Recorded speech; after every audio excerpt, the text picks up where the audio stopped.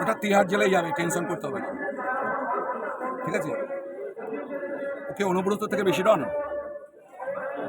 কতটা অশিক্ষিত যে ও কালকে মিটিংয়ে বলছে ববি হচ্ছে রেপ কেসের আসামি, ধর্ষণ করেছে, এই হচ্ছে ধর্ষিতার নাম, ওকে ভোট দেবেন না।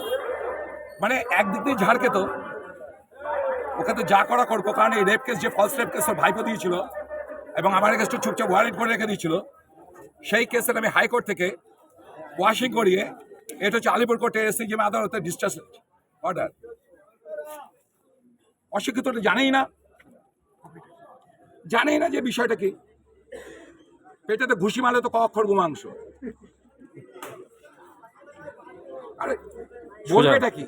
যার ডানাত সে নিজেই তো নবনালন্দা থেকে ক্লাস 8-এ প্রত্যেকটা সাবজেক্টে সিঙ্গেল ডিজিট পাওয়ার জন্য ওকে বহিষ্কার করা হয়েছিল, টিসি দেওয়া হয়েছিল ক্লাস 8-এ। তো তারই ডানাটা কি হবে? আবার যাকে নাকি ধর্ষণ করেছে তা আবার ধর্ষিতার নাম বলছে। মানে এত বড় মূর্খ যে জানে না যে কেউ যদি রেপ হয় তার নাম কোনোদিন বলা যায় না, তাহলে জেল খাটতে হয়। ওকে ছাড়বো?